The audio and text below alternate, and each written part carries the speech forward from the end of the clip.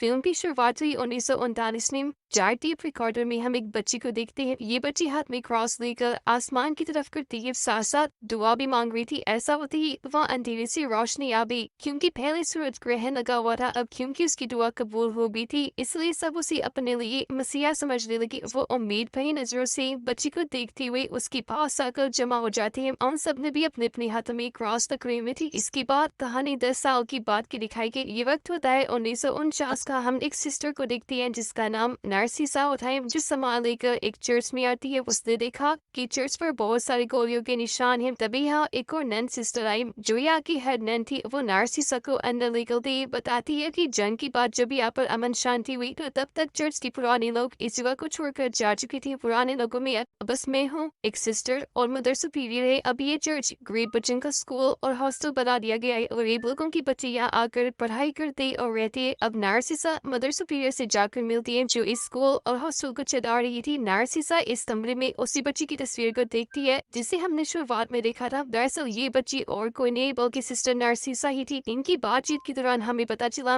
कि नार्सिसा यहाँ बच्चों को पढ़ाने आई है, क्योंकि हाल ही में एक सिस्टर स्कूल छोड़ के चली गई थी, पर कोई भी नहीं जानता था कि वो अचानक कहाँ चलेगी। अब नार्सिसा को एक कमरा दिया गया जहाँ वो अपना सामान रखने लगती है, पर उसका सूटकेस आगे नहीं जा रहा था। उसने जब चेक किया तो वहाँ एक बॉक्स पड़ा हुआ था, जिसे खोलने पर अंदर एक घर, एक सिस्टर की तस्वीर और एक कैंची थी। तस्वीर पर इस सिस्टर का नाम भी था, जो सुकोरो होता है। उसकी तस्वीर हाथ में लेकर नार्सिसा सिस्टर सुकोरो का नाम लेती है। ऐसा होते ही सामने बड़ी कुर्सी हिलने लगी, जो एक आवाज के साथ नीचे गिर जाती है। तभी कोई बाहर का दरवाजा जोर जोर से पीटने लगता है। हालांकि नार्सिसा दरवाजा खोलकर देखती भी है, पर वहाँ उसे कोई भी दिखाई नहीं देता। लेकिन हाँ, उसे अपने कमरे के सामने वाली दीवार पर एक निशान बना दिखता है, जो पहले नहीं था। पर वो इसे नजरअंदाज करके अपनी क्लास में आ जाती है। बच्चों को पढ़ाने के लिए वो सबसे पहले बच्चों को अपने बारे में बताकर ब्लैक बोर्ड पे अपना नाम लिखने लगती है। और अब जैसे ही नार्सिसा ने अपना नाम लिखा, हम सभी बच्चे अजीब तरह से डरने लगी। मुंह ही मुंह में कुछ बोलने लगती है। एक बच्ची रोजा तो इतनी देर जाती है कि उसका टॉयलेट ही निकल जाता है। क्लास कट होने के बाद नार्सिसा रोजा की पास आई, पूछती है कि जब मैंने ब्लैक बोर्ड पर अपना नाम लिखा था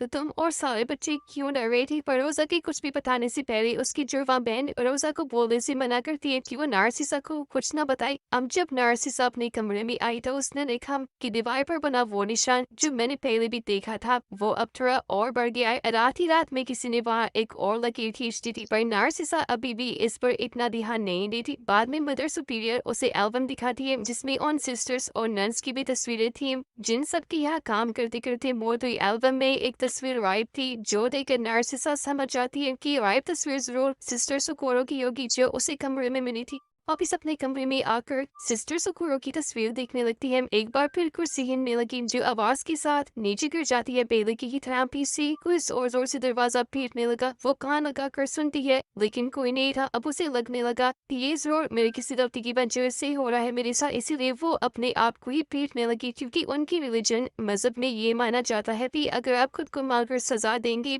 तो ऐसी आप ही की वे गुनाह धुल जाए। अब हम सभी बच्चियों को देखते हैं जो साथ वाले कमरे में सो रही थी। एक बच्ची उठ जाती है क्योंकि उसे वॉशरूम जाना था, इसीलिए वो रोजा को अपने साथ चलने का कहती है। अब हालांकि रोजा को बाहर से अजीब आवाजें आ रही थी, लेकिन वो फिर भी नजरअंदाज करके अपनी दोस्त के साथ वॉशरूम में आ जाती है। पर यहाँ भी अजीब होने लगा। अचानक ही पानी वाला नल अपने आप ही खुल जाता है और अब बार तब भर गया पानी भी जोर जोर से हिलने लगता है। पर अचानक ही सारा पानी कहीं गायब हो गया। तब बार तब में रोजा को किसी के कटे हुए बाल मिलते हैं। वो बालों को देख रही थी कि तभी या उसे किसी और की होने का भी एहसास होता है, जिस वजह से वो जोर से चिल्लाती है। चीख की आवाज सुनकर यहाँ हेड नैन आ जाती है। अब जो बच्चियां अंदर सो रही थी उनमें से भी एक बच्ची चीखने लगती है। वो बताती है कि नींद में ही किसी लड़की ने मेरे बालों को काट दिया है, क्योंकि वहाँ कैंची भी पड़ी थी और उसकी बाल भी गायब थी। अब क्योंकि इस बच्ची के ही बाल रोजा को बाथरूम में मिले थे, तो सबको लगता है कि बाल रोजा नहीं काटी। हालांकि वो बेचारी रो रो कर मना भी करती है कि मैंने ऐसा कुछ नहीं किया, लेकिन कोई भी उसकी बात पे यकीन नहीं करता। हेड नैन तो उसे काफी मारती भी है।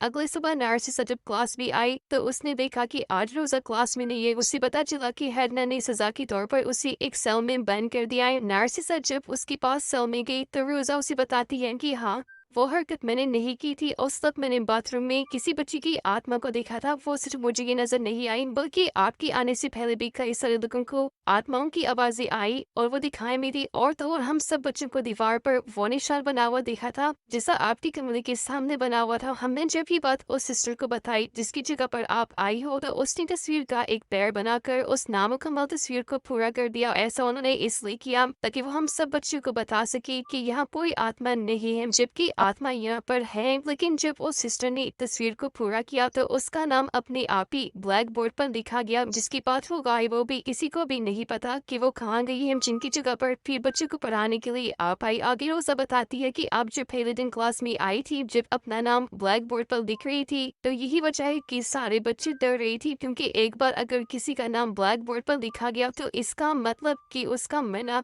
या गायब होना तय है। शाम के वक्त नार्सिसा जब वापस आई तो उसने देखा कि एक सिस्टर किचन में मोमो जैसी कोई डिश बना रही है। पूछने पर उस सिस्टर ने बताया कि ये कल सुबह का बच्चों का नाश्ता है। वो नार्सिसा को भी एक मोमो खाने को देती है ताकि वो बता सके कि इसका जायका कैसा है। नार्सिसा वो खा तो देती है, लेकिन उसका जायका काफी अजीब था और अब अचानक ही उसकी मुंह से खून और वो जिस आने लगती है जो उसने खाई थी। पता चला कि वो मोमो नहीं बल्कि इंसानी आंखें हैं, जो देखकर नार्सिसा का दिल खराब हो जाता है। उसे बहुत बुरा लगा और अब वो जैसे सामने देखती है, पता चला कि ये आंखें और किसी की नहीं बल्कि उस सिस्टर की थी, जो अब बिना आंखों के फॉरवर्ड ड्राने लग रही थी। उसे ऐसी हालत में देखकर नार्सिसा बुरी तरह डर जाती है, जोर से चिल्लाने लगी। वो फिर बाहर एक कमरे में आ भी जहाँ कोई उसका गला और ब्रेड सम दबाकर मारने की कोशिश करता है, क्योंकि उसका जीना कपड़े से ढका गया था और कपड़े भी तंग होती जा रही थी। बुरी तरह नार्सिसा को नोचने लगा, जिसके साथ ही नार्सिसा की आंख खुल गई। उसे ये देखकर सुकून का सांस आया कि ये मेरा बस बुरा सपना ही था। पर अब आंखें खोलने पर उसने देखा कि वो निशान अब और बड़ा हो गया है, जो शुरू से उसे दिखाई दे रहा था। निशान में मरने वाले इंसान की अब 2 हाथ और एक पैर भी होता है और अब बस एक पैर ही बना रह गया था, जिससे ये तस्वीर पूरी हो जाएगी। खैर, इस चीज को फिर से नजरअंदाज करके नार्सिसा बच्चों को पढ़ाने के लिए आ जाती है, जहाँ एक बार फिर बच्ची हल्का हल्का बोलते हुए डरने लगती है। रोजा तो इतना डर गई कि फौरन उठकर वहां से भाग जाती है। तभी नार्सिसा देखती है कि अब ब्लैक बोर्ड पर रोजा का ही नाम लिखा हुआ है, पर वो यहाँ से सीधा रोजा के पास है ताकि उसे संभाल सके। नार्सिसा उसे समझाने की कोशिश करती है कि देखो,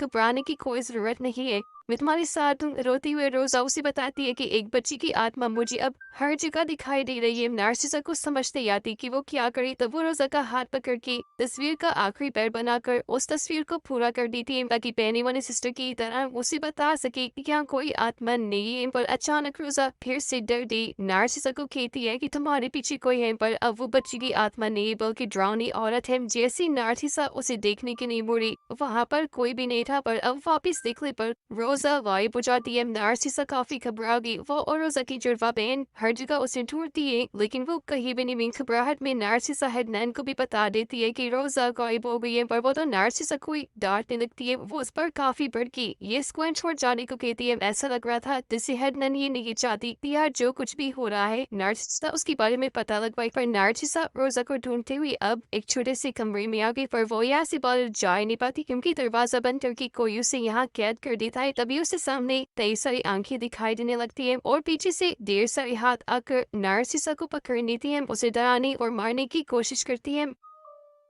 नार्सिसा यहाँ जिसका नाम देकर भाग जाती है, तब उसे अपने सामने रोजा की नाश दिखाई देती है। वो काफी दुखी हो गई, जिसके बाद रोजा को दफनाने की तैयारी होने लगी। नार्सिसा काफी रो रही थी कि वो उदास मन से एक चर्च स्कूल छोड़कर जाने लगती है। अब वो जैसे सूरज को देखती है, सूरज ग्रहण लगने लगता है, बिल्कुल वैसे ही जैसे उसके साथ बचपन में हुआ था। तब की तरह एक बार फिर यहाँ अंधेरा छा जाता है, लेकिन कुछ देर बाद जैसे ग्रहण हटा तेज रोशनी आती है, पर घुटनों के बल बैठकर वो फिर भी सूरज को देखती रही। एक मिनट के लिए भी आंखें नहीं हटाती और इसी के साथ नार्सिसा की आंखें चली जाती है, यानी वो अंधी हो गई थी। पर आंखें ना होने के बावजूद भी वो सब कुछ देख पा रही थी कि आखिर यहाँ पर वो क्या था। कि वो वक्त था जब जंग छुड़ी हुई थी। नार्सिसा देखती है कि जंग के दौरान कुछ लुटेरे इस चर्च में घुस आई थी। एक लुटेरे ने बेचारी सिस्टर सुकोरो के साथ बहुत गलत कर दिया, जो देखकर नार्सिसा को इतना बुरा लगा कि वो चिल्लाने लगती है। चीख की आवाज सुनकर प्रेजेंट टाइम में सबको पता चल गया था कि नार्सिसा की आंखें चलेगी, इसलिए वो लोग उसे लाकर कमरे में लिटा देती है। जिसके बाद नार्सिसा दोबारा से सिस्टर सुकोरो की तस्वीर को अपने हाथ में ले लेती है। एक बार फिर पास्ट की उस वक्त से जुड़ जाती है। देखने लगे कि सुकोरो के साथ जब लुटेरे ने गलत किया था उसके बाद क्या हुआ था। नार्सिसा देखती है कि उस हादसे के बाद सिस्टर सुकोरो की बेटी पैदा होगी, पर चर्च की इज्जत न चली जाए, इसलिए मदर सुपीरियर सुकोरो की बेटी को चर्च की अंदर पालती है, कभी उसे बाहर जाने नहीं देती। अपने यादों में नार्सिसा ये सब देख ही रही थी कि तभी प्रेजेंट टाइम में सुकोरो की आत्मा उसके सामने आ जाती है। अब तक नार्सिसा को भी पता चल गया था कि सिस्टर सुकोरो के साथ पास्ट में कितनी ज्यादती हुई है, इसलिए वो उस पर तरस खाकर सिस्टर सुकोरो का हाथ थाम लेती है। बात की पकड़ते ही नार्सिसा सुकोरो के साथ पास्ट में आ गई, जहाँ उसने देखा कि सुकोरो की बेटी बड़ी हो गई है। अब एक दिन उस बच्ची को तेज बुखार हो गया, लेकिन मदर सुपीरियर, हेडनैन और दूसरी सिस्टर उसे डॉक्टर के पास में ही लेकर जाती। उनकी सोच थी कि अगर वो चर्च से बाहर गई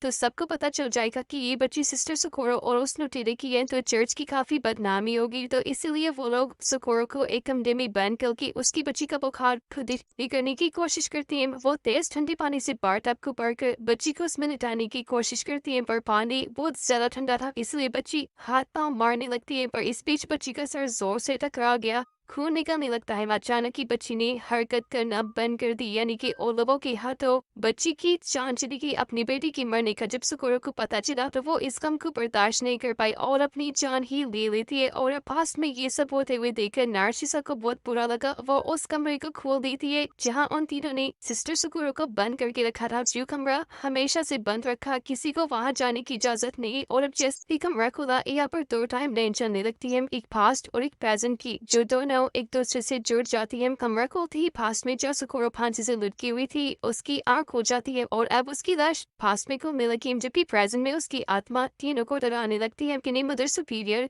हेडनैन और सिस्टर को, जिनके हाथों उसकी बच्ची की मौत हुई थी। पास्ट में सुकोरो हेडनैन का मुंह अजीब तरह से तोड़ देती है, जिससे उसकी मौत हो गई। अब यहाँ हेडनैन की मृत्यु, प्रेजेंट में भी उसकी मौत हो जाती है। फिर पास्ट में सुकोरो मदर सुपीरियर की पास की वो उसका मुंह पकड़ के बाथटब में डबो देती है। ऐसे फिर मदर सुपीरियर की पास में मौत होती है, प्रेजेंट में भी वो मारी जाती है और फिर सुकोरो तीसरी सिस्टर को भी मार देती है। अब इस तरह सुकोरो ने इन तीनों को मार कर अपने बेटे का बदला ले लिया। और जो बार बार नार्सिसा के कमरे में कुर्सी गिर रही थी, वो उसे में सुकोरो ही उसे इशारा देने की कोशिश कर रही थी, जबकि रोजा को उसकी बेटी की आत्मा दिखाई दिया करती थी। स्कूल में पूरी तरह अमन शांति आ जाती है, मतलब सब कुछ नॉर्मल बिल्कुल ठीक हो गया था। फिर स्कूल हर लिहाज से महफूज था, क्योंकि बदला पूरा होते ही इन्हें मदर सुपीरियर और हेडनैन की मरने के बाद किसी को ना तो वो निशान दिखा और ना ही सुकोरो और उसकी बेटी की आत्मा। और अब यहाँ से सीन शिफ्ट होकर आ जाता है 40 साल के बाद, इन्हीं 1991 में, जहाँ अभी चर्च स्कूल काफी बड़ा और अच्छा बन गया था। यहाँ पर नए नए बच्चे आकर पढ़ा करती थी, जिसे अब नार्सिसा ही चला रही थी, जहाँ वो काफी बुरी हो गई थी पर अभी भी बच्चों को पढ़ाया करती थी। इसी के साथ ही इस फिल्म की कहानी यहीं पर खत्म हो जाती है।